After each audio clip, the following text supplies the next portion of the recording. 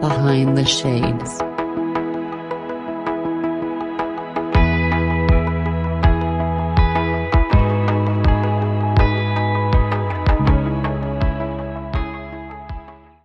Hello, Mangala. How are you doing this? Actually, I don't know how it is there, but you tell me. This Saturday, how are you doing? I'm doing great. Thank you. Thanks for having me on. Yeah, I'm here in the UK. It's cold and it's wet, just for a change. But yeah, I'm really good. Thank you. It was cold here for the last 3 weeks, and we finally are getting some sunshine and no rain. Thank the Oh. good Lord for that. So I think if I could, I'd put some in a suitcase for you and send it your way. So, what have you been up to today so far? Well, we're recording this on the day of the King's coronation here in the UK. I am not a royalist, so I've spent my day going out for walks. I've been to the gym and I've been listening to podcasts. So yeah, Perfect. Sounds like an educational day. yeah. And I've had a bath. I've had a really lovely chilled day, to be honest. So yeah. Perfect. So I know we're going to talk about a topic that so many of us need help with, but we don't like to admit it: sexual confidence and how women can be sexier and more confident in the bedroom. So, ladies out there, pay attention, okay? Because we want you to be sexy and confident. So, introduce yourself, tell us a little bit about yourself and where everyone can find you. Yeah, so I am Mangala Holland. I'm a women's empowerment and sexuality coach, and I specialize in helping women overcome insecurities, hang-ups, and shutdowns so that they can feel more confident in themselves and awaken powerful orgasms and full-bodied pleasure so that they can go out there and live life to the fullest and feel fulfilled and whole. You can find me at my website, which is mangalaholland.com. I'm also on Facebook and Instagram as well, Mangala Holland. You'll find me there. Yeah. So I know everyone probably stood up in their chair when they heard powerful orgasms, Yeah. right? Because I know I did. I was like, what is that? Because I definitely need to learn more about that. So before we get to that point, give us the genesis of this journey for you. How did you start along this path and what got you into it? Yeah. I'll keep this. It's a long story that I'll condense it. Back in my old life, I was working in England and I was working in corporate jobs. I was working in stockbrokers and legal firms, and I was also a DJ. So I was DJing 3 or 4 nights a week, playing in bars and clubs, playing house music. And I did that for a long time. And basically, I burnt out because I was having too much fun. And yeah, I had a really good social life, but yeah, I burnt out. And when I burnt out, I realized that actually I'd been partying way too hard for basically 2 decades. And essentially underneath all that, I realized that I actually didn't love myself and I hated my body and I felt very disconnected from my sexuality and I hadn't had fulfilling relationships and all I'd been having was a string of really bad one night stands that left me feeling full of shame. And I realized that at the core of everything, I was just holding so much shame. And so I took a year off to go travel and I did the classic go find yourself and did a lot of spiritual stuff on my journey. And I realized that that was it. At the core of it, I had to sort out this shame and the self-loathing and the hatred of my body and all of this stuff. And that led me into the Tantra world. And so I started exploring sacred sexuality and exploring what that meant. And I had some really profound breakthroughs within that environment. Um, and this is where I started discovering powerful orgasms for myself. And it was like, oh my God, I want to shout this from the rooftops. I want everyone to know that they're capable of having these incredible, mind-blowing cosmic experiences. It was like nothing I'd ever had before. But at the same time, the environment I was in Thailand by this point, that environment was super unhealthy, and there was a lot of manipulation of women and a lot of really horrible dogmatic stuff about what it means to be masculine, what it means to be feminine, and it was super harmful. And so I called out a lot of abuse in that community, and as I left that community, I was like, I want to offer something for women and vulva owners that is safe, that they can learn this stuff without the predators, because there were a lot of predators in that environment. And so that was the fuel for me to do what I'm now doing. And I've been doing this, I've been teaching sexuality for 10 years now. I've got an international client base of amazing people all over the world, and helping them become fulfilled. And it's awesome. I know for me, I had to learn how I wanted to represent myself in the bedroom. Because it's not something you can go to your mom and dad, say, hey mom, hey dad, Yeah. can you show me some of your favorite positions in the bedroom? Right? Because they're going to be like, you're too young for this type of conversation. Go back to your room, read your Bible, do your Hail Marys, and off you go, right? Yeah. And then I had to learn my body first. And then I had to become comfortable in my body first. When you mentioned that, because you had a string of relationships and what some young people call situationships these days, right? You realize that, hey, I don't want this anymore. Some of the clients that you deal with, when they get to you, are they at the point where they don't want it anymore, or are they still going through those toxic relationships, one night stands? They're still running through that whole gauntlet of roller coaster emotions.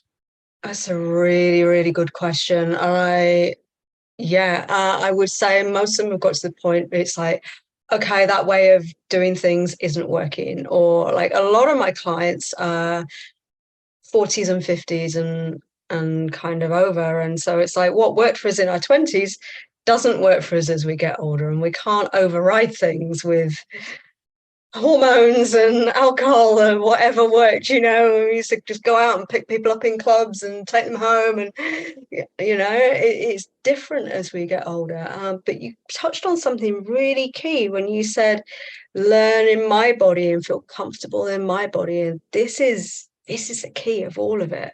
And it's so much of what we see in movies and in porn is performative, and it's not realistic, and it's make-believe, and real life isn't necessarily like that. It can be awkward, it can be clumsy, there can be more humor, it can be very, very different. And unfortunately, people see what they see in movies and porn and think, oh, I'm not like that, therefore there must be something wrong with me. And so I really, really want to help people find their authentic selves, because that's what's confident, that's what's sexy. Yeah. I went on a date years back, and the reason why I bring this up is you mentioned performative, and we hit it off. It was a good time, couple of dates, and back then there was always this like 3-date rule, right? So I'm feeling kind of good. It's a third date. I'm like, terrain, it's about to go down, right? So after the date, we go back to her place and we had the conversation, and then things started happening. And as we're getting into the mood, I guess she was feeling kind of anxious is the word. So she accidentally headbutt me. And it hurt. And I was like, God, and it kind of like ruined the mood in a way, right? So we talked about it, we laughed, and then a couple of days later, we went on date number 4, right? And then we found ourselves in the same situation. She headbutts me again. Oh my goodness. So I'm thinking at this point, it's like an awkward response to the situation, right? Because who gets headbutted twice when they're trying to do it? Then I started thinking, is it me? Am I leaning in too close? And I bring that up because you mentioned it's awkward, it's clumsy. How do you talk someone through that where they're like, hey, Mangala, I just headbutted someone twice when I'm trying to get intimate with them. I don't want to do it a third time. Yeah, I always say there's something there about relaxing more. It sounds like, just like because that's sort of like core of it was like feeling like I've got to get this right, especially like the second time if you had that happened the first time. There's so much pressure that we put on ourselves that it's got to go a certain way, that it's got to be right, and that this is a new person, and I want them to be happy, and I don't want to let them down. I don't want I don't want to let myself down, and all of this stuff. It brings in so much expectation and so much pressure. And I think humor is a great thing. It absolutely can just lift everything so much. And I think slowing things down, relax, take it easy, making sure making sure you're not in your head, but that you're in your body. And this is something that so many of my female clients come to me with. They're like, I just feel like I'm in my head all the time, or things will go all right, and then something happens, and then they go into their head, and then they can't come back from it, and then they feel like they're uptight, and that can be totally undone and worked out completely. Are there practices that the women you work with are given, or is it like more of a conversation, or is it both? It's both. Yeah. So my work is a mixture of coaching and also embodiment, so that they can get and simple movement practices that you can do in your daily life that take 10 minutes and you can do fully clothed, but just doing small things regularly, it helps you get out of your head and into your body.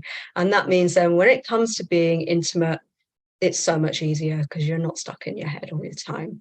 And also it helps you to feel more pleasure. So maybe what felt like a 4 out of 10 starts to become more like an 8 or a 9 out of 10. So it's like turning up the volume on that pleasure that you can feel in your body. And that's really important for orgasms. I wonder how many people have a rating system on themselves. For example, if you and I were intimate, I can say that it was a 5 out of 10, and you may think it's a 6 out of 10 or a 3 out of 10.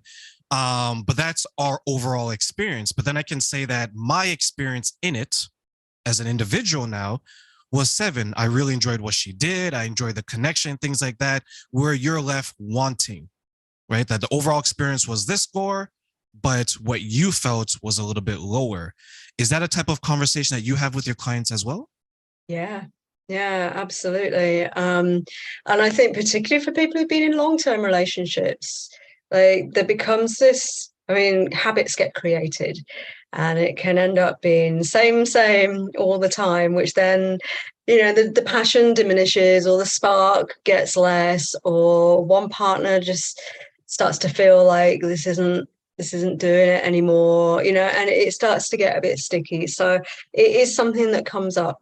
Um, or just, or often, to be honest, with my female clients, it's like sometimes they feel like they're going through the motions to please their partner, and it becomes all about their partner's pleasure and their partner's orgasms, and they're left feeling like, I don't know what works for me. This is all I know is this isn't working for me. And so I'm not a couples therapist or coach, but the work I do with women helps them rediscover their own pleasure. Also through a lot of giving them the tools to explore self-pleasure in a new way.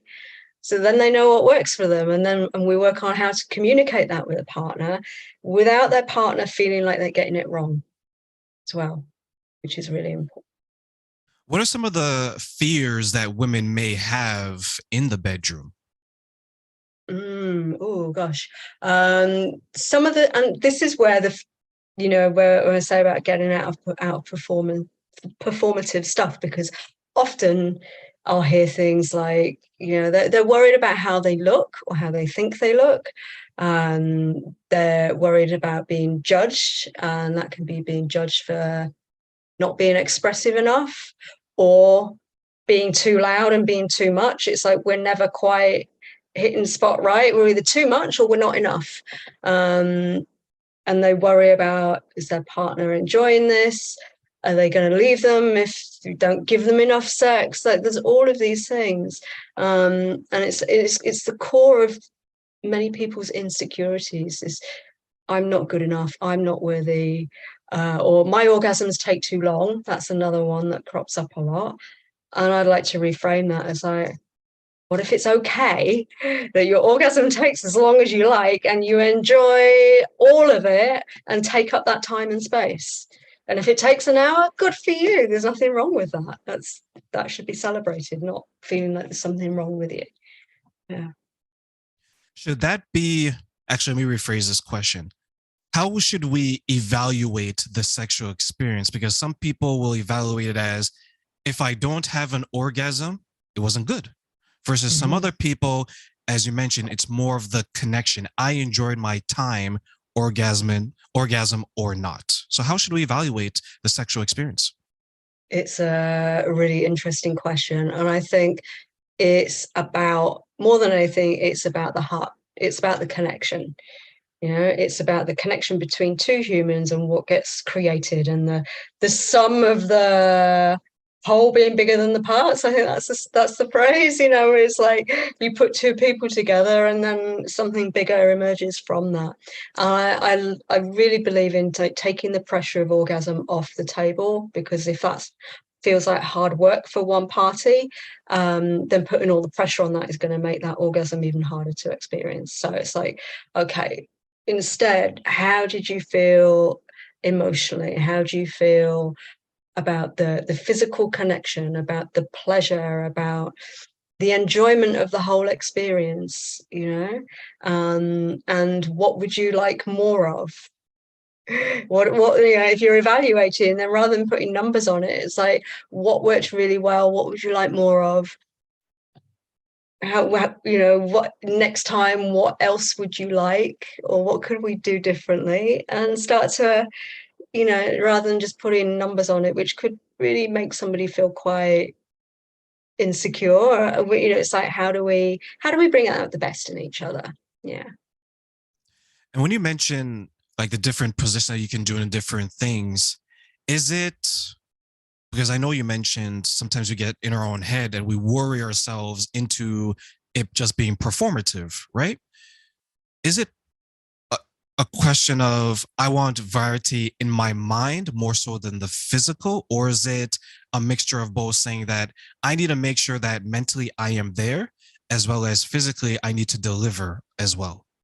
Oh, I love this. And I would say, more than anything, it's never about techniques. It's presence is more important than anything else. So mentally, you being there, being present with your partner, them knowing that you're with them and that you're following what's happening and you're not checked out, or you're not just focused on you getting off, but you're responding to their needs in the moment and attuning to them and co-creating with them.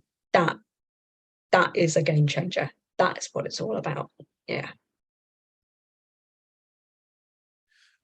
So what's something that, let's take me, for example. I'm a confident person in my day-to-day life, but sometimes, especially if it's a new person, I may not know what they like. I know what I like.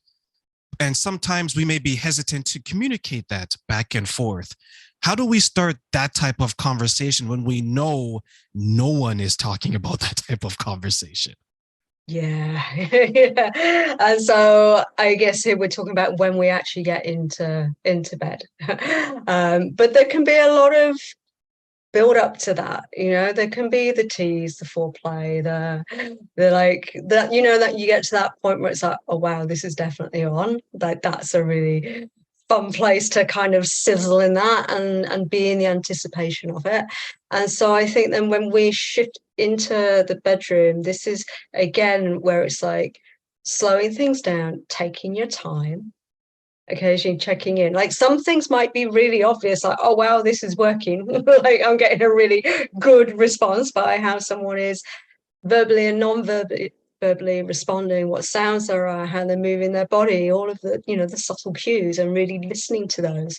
And if you're not sure, then checking in, like, it's not in a every 2 minutes, like, is that okay, like, not in that kind of way, but it's really, yeah, starting to tune in and listen, and treating every new interaction as a fresh moment. So even if you've been with the same person for 30 years, like what worked last time might not necessarily work this time.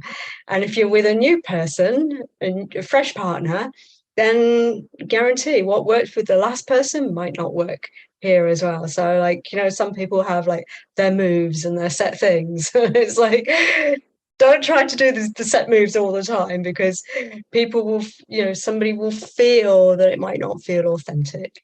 I think it can bring us closer together when we're just authentic. And I think it's also okay to really be a bit vulnerable and be a bit open and say, hey, I'm feeling a bit nervous here. How are you feeling?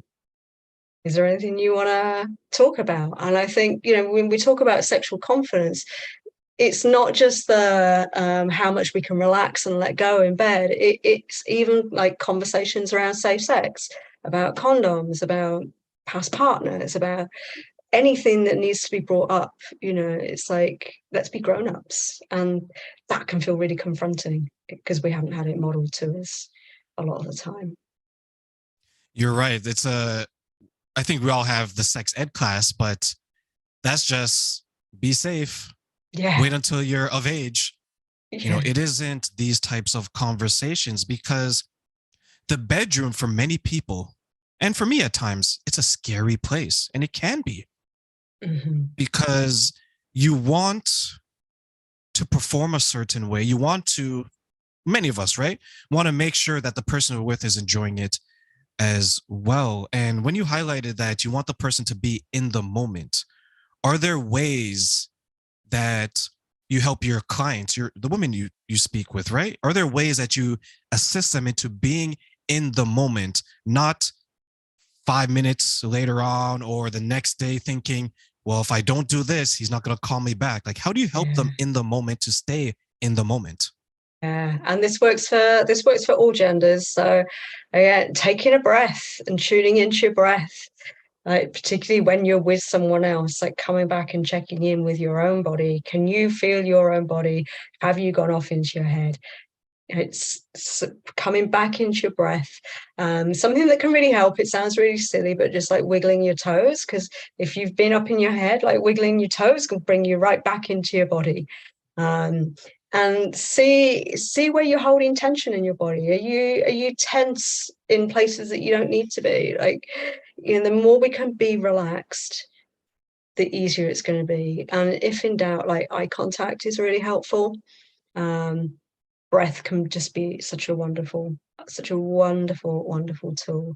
And touch as well, like really tuning into touch and what the touch that you're giving and the touch that you're receiving, and kind of feeling into the quality of that. Like, what kind of touch do I like? What kind of touch do I like to give? How are they responding to that? And checking in sometimes, would you like this stronger, or would you like me to back off a bit? And these kind of things can really help. I think as well, the more foreplay people have and really draw that out a lot more rather than just diving straight to it, this gives you both the opportunity to tune in with each other a lot more. And then you're more likely to be on the same page. And also for women, they generally need a bit more foreplay. It's a generalization, but generally men get aroused very quickly, they peak, and then they're done. Whereas women often will take longer to build up. But once they get built up, they can keep going and going and going quite a lot longer. So to kind of match that, the more foreplay you have, the more even that's going to be. Now, here's a question, and I'm glad that you mentioned foreplay, because it's probably due to inflation, it's $1 billion question right now. How important is foreplay? It is. Right, it's one of the most important things. It's one of the biggest ingredients. We think of baking a cake, like it would be like the biggest main ingredient, I would say. And somebody very wise, who I can't remember who it was, said that foreplay begins when the last lovemaking has ended. So that's when we want to start Start teasing, start building, start saying, I can't wait till next time, start dropping hints, start, being in the zone with that and creating that anticipation. It is so important. It really, really is. Is that something that is at the beginning and at the end of the actual intercourse? Yeah, so we can look at foreplay as kind of the lead into everything that happens up until penetration or whatever's going to happen, but it becomes a bit of a blurred line. I mean, where does foreplay stop and where does lovemaking begin? There's it is a blurred line there, because we can have so much fun, and sex is so much more than just penetration. There's so much more to it. So that's what I would say. And I would also say as well that aftercare is also really important. That spending time just to connect and spoon with each other or cuddle and just, hang out in that lovely fuzzy space afterwards is delightful and delicious, and is a really important part of the connection, because that's when we've got the oxytocin and all the cuddle hormones and everything else that is in the mix there. And it's a big part of it. Yeah. I was telling one of my friends that cuddling is so important and it gets often overlooked, especially in the aftercare part of it, right? Like after everyone has climax and you start to descend from your peak. And another friend, she made a joke about aftercare, is that anyone who doesn't have aftercare, you might as well just leave the $100 bill on the table and just leave. Right? Yeah. Because that's what sometimes it comes across as, right? Like, yeah, you finished, and then you can't wait to get your clothes back on and get out of there. What's some of the common themes when it comes to sexual blockades for the women that you deal with and you help? So it can be, as we've already touched on, like I'm stuck in my head and I don't know how to get back into my body. It can be being stressed. Like, stress is such a big one. Like, stress is huge.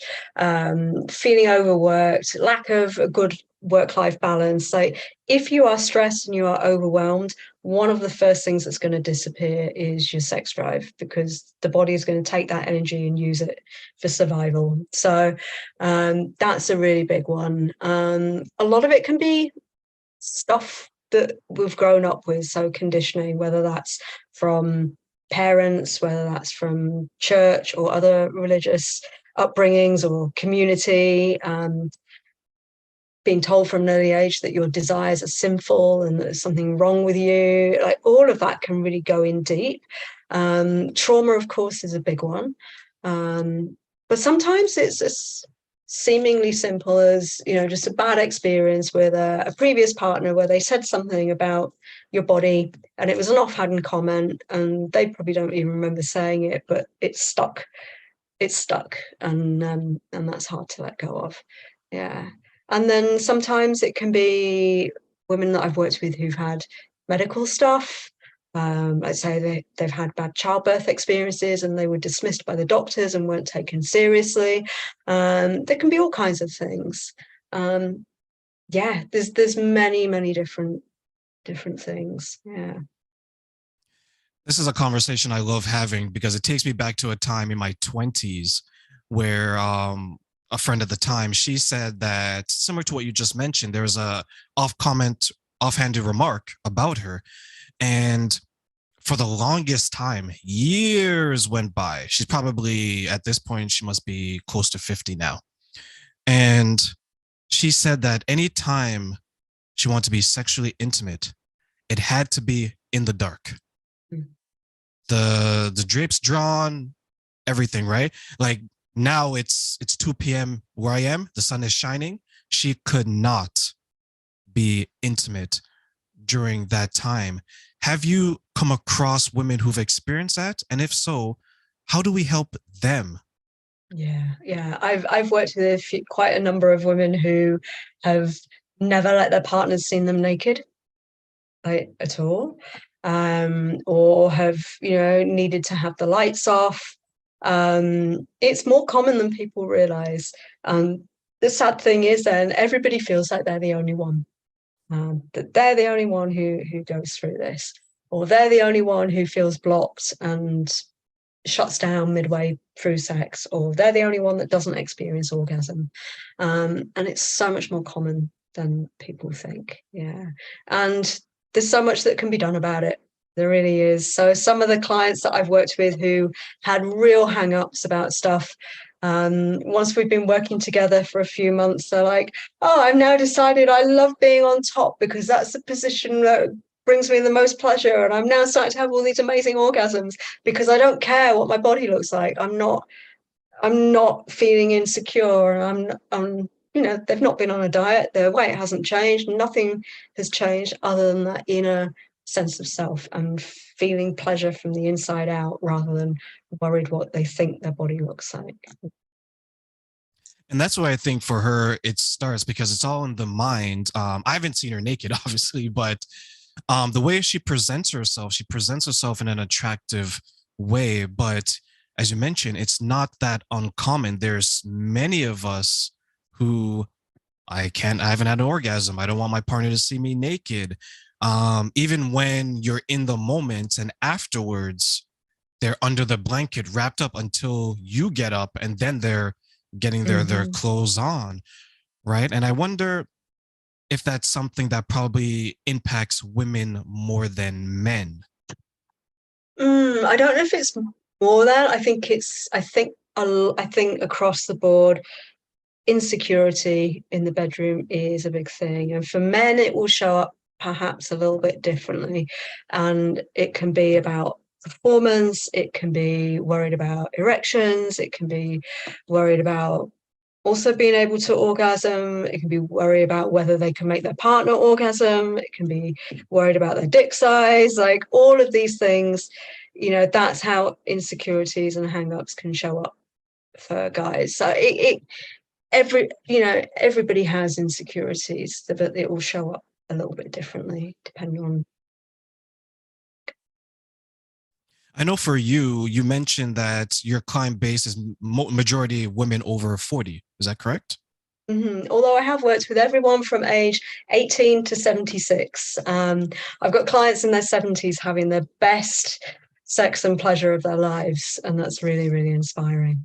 It is never too late. I'm hoping at when I hit 70, God willing, I can still have the best orgasms of my life, because I think, like everything else, once you develop appropriate behaviors and patterns, you can kind of make it work outside of like the medical situations and things like that.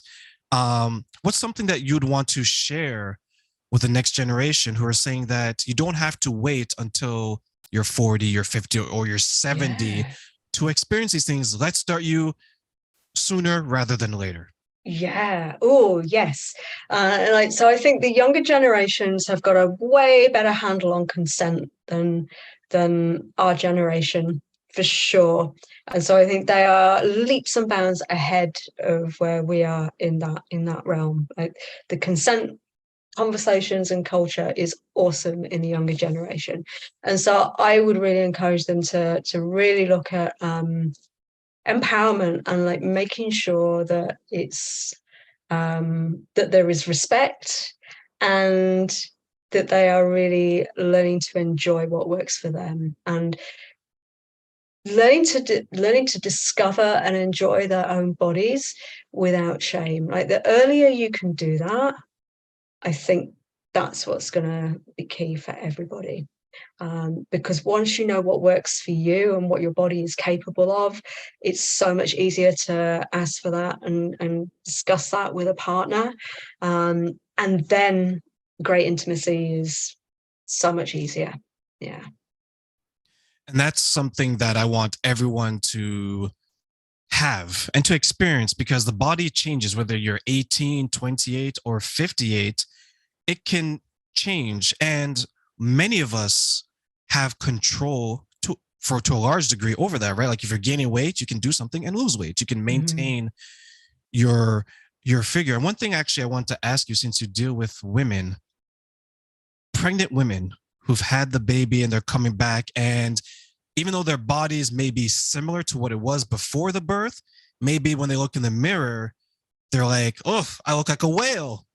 My body is, there's stretch marks here, things like that. Have you worked with women who are experiencing that, and how do you coach them? Yeah, yeah. Oh, yeah. And I've worked with quite a lot of postpartum women as well, who've been like, I know it's early days, but I want to reclaim my sense of self here. And there is a recognition that, our bodies change so much. Motherhood is such it's a big initiation, and the female body goes through massive, drastic changes before, during, and after that birth. And it does really impact some women and how they feel about their bodies. And that also gets exacerbated because of the underlying exhaustion as well. And it's really hard to feel good about yourself when you're hardly getting any sleep and you're really exhausted. So that is always in there as well. And again, it comes back to feeling what sensation and what pleasure feels like from within. So it's not about what you look like, but what can you actually feel? What feels good in your body? How does it feel to be touched in a certain place or in a certain way? And what, really focusing on that helps to build confidence. It really does. And also I always like to help women in those situations recognize the power. Like, you've given birth, that is a powerful thing. Look how powerful your body is. Like, that's miraculous that you can do that. And I think that is incredible. Yeah. I think it's a beautiful experience as well, because childbirth, child creation, two people coming together to create us, right? Because we all have parents. It's a beautiful situation to be in. And I love that you said that, pull from that wonderful experience, build yourself up, hype yourself up, applaud yourself, right? And use that to feel confident, to feel sexy, to say that, hey, I may go from 125 pounds to 150, and now after the baby, I'm not 120, I'm 130, but own it and say that I can still connect in a sexually confident way with my partner. So, Mangala, as we touched on the postpartum clients that you've dealt with, and you dealt with women and their blockades and the blockages and things that can prevent them, what if someone were to feel disrespected in the bedroom? Have you helped women have that type of conversation? Because for me, that would be an awkward conversation to have. Yeah. And I'll be honest, I've worked with some clients who, when they started working with me, they've left their partners because they've realized that as they worked on their self-esteem, that actually the person they've been dating wasn't up to scratch and has been disrespecting them. And it's like, well, no, I'm not putting up with that disrespect anymore. So there have been a few instances of that. And so it's different for everybody. But yeah, this is something that comes up, and this is something that we are not given the skills to discuss and have that conversation. And so sometimes that disrespect is, can be talked about. And sometimes it depends if it's just like a one-off or if this is an ongoing thing. But it's like the more my clients come into understanding their own self-esteem and their own self-worth, and not from an entitled princessy kind of place, but just from a genuine self-worth of, hang on, this is not okay, then yes, and giving them the skills to be able to have those conversations is really important. And it's not just in the bedroom. This is like what happens in the bedroom reflects everything else that goes on in life. So when my clients start to access their confidence and their orgasms, it changes everything in their outside world as well, because the self-worth is up. They feel great about themselves. That affects their relationships. It affects how they interact with their families. It affects the work they do in the world, what they'll put up with, what they won't. It's, I've seen it change people's earning potential. Like, yeah, it affects everything.